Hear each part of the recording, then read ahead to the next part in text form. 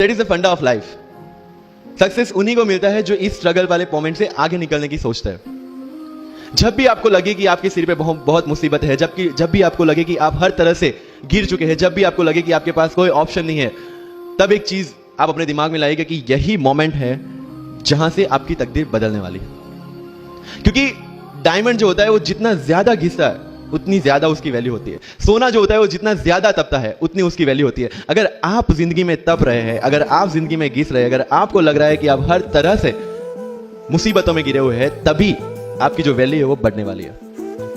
और यही मेरा एटीट्यूड रहा है। लोग बोलते हैं कि तुम्हारी फाइनेंशियल कंडीशन ठीक नहीं थी, पापा इलेक्ट्रिशियन थे, मम्मी हाउसवाइफ थी, डायमंड के कारखाने में काम करती थी, उसके बाद उन्होंने मैरिज में रोटियां बनाने का काम किया और उस तरह से मैं पढ़ा। लेकिन जब मुझे पूछा जाता है कि ऐसी कौन सी चीज है आपकी लाइफ में जो आप बदलना चाहते हो, एंड आई सेड नथिंग। क्योंकि वो चीजें नहीं होती मेरी लाइफ में तो शायद आज आपके सामने मैं नहीं होता। तो अगर लाइफ में प्रॉब्लम्स है, अगर लाइफ में स्ट्रगल है, जैसे सर ने बताया struggle is part of life, and I strongly believe in that. क्योंकि अगर हम दिल्ली में थे, मेरे दोस्त के साथ में निकला बाहर घूमने, बोलता है यार ऐसी लाइफ चाहिए, कोई मगजमारी नहीं, आराम से बैठते हैं पूरे दिन एसी वाले कमरे में, बहुत सारे पैसे है और कोई टेंशन नहीं, ऐसी लाइफ चाहिए मुझे। मेरे पास ऑप्शन है। तो क्या बोला, देख सामने एटीएम का रूम दिख रहा है, एसी वाला कमरा है, बहुत सारे पैसे, कोई मगजमारी नहीं, जॉब ले ले। क्यों आईएएस आईपीएस में दिमाग खराब कर रहा है? अगर स्ट्रगल नहीं चाहिए तो you have to compromise with that life. जब भारत वर्ष का सपना चंद्रगुप्त ने देखा, चाणक्य ने देखा, और उस भारत वर्ष को बनाने के लिए जब ये संघर्ष जारी था, और तब नंद के राजा धनानंद की डॉटर दूरदराज से चंद्रगुप्त को प्यार हो जाता है, और जब चाणक्य उनको बोलते हैं कि नहीं तुम्हें उससे दूर रहना है, और तब चंद्रगुप्त बोलता है आचार्य कभी कभी सोचता हूं कि जिंदगी में या ये भारत के सम्राट बनने के लिए इतना त्याग, इतना बलिदान ना देना होता तो। और तब चाणक्य रिप्लाई करते हैं तो हर कोई भारत का सम्राट होता। This is the fundamental rule of life, attitude. और not for UPSC, for life even.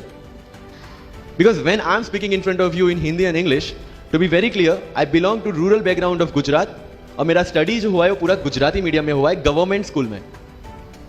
12th तक का स्टडी मेरा गवर्नमेंट स्कूल में हुआ है, गुजराती बोर्ड में, गुजराती मीडियम में। And yet I can give my UPSC interview in English in Delhi and score such marks. Where did it come from? कहां से आता है ये? मुझे अभी भी याद है, मेरा college National Institute of Technology Surat था, जहां पे मेरे साथ जो पढ़ने वाले बच्चे थे वो सारे सीबीएसई आईसीएसई वाले थे, और मैं एज ए एलियन वहां पे पहुंचा था, क्योंकि तब मुझे पता चला कि मैकडी जैसा भी कुछ है और उसमें बर्गर जैसा भी कुछ मिलता है। That was my first exposure to any metro city. And जब मैं उनसे इंटरेक्शन करता था और इंग्लिश बोलने की ट्राई करता था, जो जैसे संजू मूवी में इंग्लिश दिखाया गया है गुजरातियों का, जो जीरो को जीरो बोलते हैं, उसी तरह I was also like that. Mother tongue influence आ जाता है, it's very obvious. So I used to speak notes and not notes, और डोर एंड नॉट डोर, और don't and not don't. So they used to make fun of me. Safin, it's not don't, it's don't. Okay, fine. I had two options. Either I stop speaking English with them or improve on that and go ahead. I decided the second option. When I started my preparation of civil services, जो English medium में करनी थी, वाजीराम में मैंने coaching किया, जहां पे पूरा इंग्लिश मीडियम में था, सारे सब्जेक्ट्स मेरे लिए नए थे। I started from the scratch. I started from the English medium NCERT of standard 5 and 6, Gujarati dictionary, Gujarati to English dictionary, and then I started my preparation. कभी कभी ऐसा होता था कि द हिंदू का पूरा एडिटोरियल पढ़ लिया और उसके बाद आई वाज लाइक कि मैंने क्या पढ़ा। ये होगा, सबके साथ होगा। बट उस जगह अगर आप टिक गए, उस जगह अगर आपने पेशेंस रखा, उस जगह आपने अगर सर्वाइव कर दिया, तो इस एग्जाम में भी सर्वाइव कर जाओगे। क्योंकि यूपीएससी की जो रेस है उसमें कभी भी खरगोश नहीं जीतेगा, इसमें जीतने वाला ऑलवेज कछुआ ही होगा, जो स्लो बट स्टेडी रहेगा। लग जाते हैं 5 साल भी लग जाते हैं, 7 साल भी लग जाते हैं, 9 साल भी लगे हैं लोगों को एग्जाम क्लियर करने के लिए। लेकिन बिलीव में जब रिजल्ट आएगा ना, तो वो सारा सेक्रीफाइस आपको वर्थ लगेगा। आप पढ़िए लोगों के इंटरव्यूज। मैंने क्या किया कॉलेज के 4 साल में, I went through each and every interview of UPSC toppers on YouTube. Ira Singhal से लेकर टीना डावी मैम तक सबकी इंटरव्यूज मैंने देखे। For what? Just to know कि उन्होंने ऐसी कौन सी गलतियां की थी जिससे इनको इतना टाइम लग गया, और मुझे कौन सी गलतियां रिपीट नहीं करनी है। क्योंकि चाणक्य ने कहा है कि दूसरों के एक्सपीरियंस से जो सीखते हैं ना, वो जल्दी आगे आ जाता है, क्योंकि खुद सब कुछ अनुभव करके सीखने के लिए जिंदगी काफी छोटी है। I did the same. 4 साल में हर एक टॉपर का इंटरव्यू देख लिया, चीजें समझ ली कि ऐसी कौन सी चीजें जो इन सब ने की है, और ऐसी कौन सी चीजें हैं जो गलतियां हैं जो इन्होंने की और जो मुझे रिपीट नहीं करनी है। सो जब युद्ध के मैदान में हम उतरते हैं, इस चक्रव्यूह में उतरते हैं, तो अभिमन्यु की तरह नहीं, अर्जुन की प्रिपरेशन के साथ उतरना है कि हमें पता होना चाहिए कि इससे बाहर कैसे निकले। सुनो सबकी, करो मन की। This is applicability of your mind, क्योंकि आपकी स्ट्रेंथ, आपकी वीकनेस आपसे ज्यादा अच्छा कोई नहीं जानता, आपके पेरेंट्स भी नहीं, आपका सबसे क्लोज टीचर भी नहीं।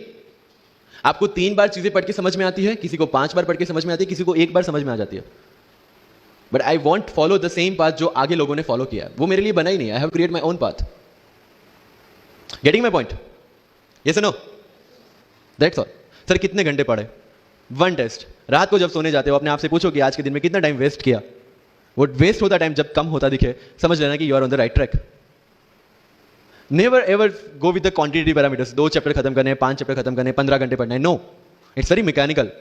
You have to be very careful about this things. And one very very clear thing which the classmates of mine have done the mistake, never go for any shortcut. It will never help you in UPSC. लोग क्या करेंगे? Monthly magazine पढ़ेंगे through out the preparation, और फिर last 2 महीने में they will take 365। जब पढ़ा है और उसी में से वो मटेरियल बना है, तो जो चीजें पढ़ी है उसी को बार बार रिवाइज करने का क्यों हम नहीं सोचते? When you will read one thing for 5 times 6 times, believe me, you will get the thorough understanding of that particular topic. But अगर सेम टॉपिक को आप किसी और बुक में से पढ़ेंगे ना, you will have to start from the scratch, क्योंकि माइंड की मेमोरी जो जिस हिसाब से काम करती है, आपको उस हिसाब से काम लेना है उसके पास से। Confidence. Don't take certificate from others. आज तक लाइफ में हमने यही किया है। अगर किसी मैरिज में भी एकदम बन ठन के गए हैं, लेकिन जब तक सामने वाला मुझे नहीं बोलता dude you look good today, हमें सेटिस्फेक्शन नहीं होता। Isn't it? We want certificate from others. No, कोई जब तक मुझे आके नहीं बोलता कि तेरे से यूपीएससी हो पाएगा, तब तक मुझे खुद कॉन्फिडेंस नहीं होता कि मुझे यूपीएससी करना चाहिए नहीं करना चाहिए। या अगर कोई मुझे आके बोल देता है कि भाई 3 4 साल 5 साल तो लग ही जाएंगे, तेरे बस की चीज नहीं है, अगेन मैं सोचने बैठ जाता हूं। कुछ लोग तो, मेरे गुजरात में तो ये कल्चर है, यहां पे ये कल्चर है नहीं पता, लेकिन सम पीपल थिंक पहले एमपीएससी कर लो, पहले क्लास 3 क्लास 2 कर लो, फिर यूपीएससी के बारे में सोचो। ऐसा है यहां पे? यस और no? But you have to understand कि एमपीएससी जो है, जो क्लास 3 क्लास 2 एग्जाम्स है, उसकी रिक्वायरमेंट यूपीएससी की रिक्वायरमेंट से कंप्लीटली अलग है। अगर एमपीएससी ये पूछता है कि स्टैच्यू ऑफ यूनिटी कहां बना है, या किसने बनाया है, उसमें कितना केजी गोल्ड यूज हुआ है, या उसका आर्किटेक्ट कौन था, UPSC will ask statue of unity होना चाहिए या ना होना चाहिए।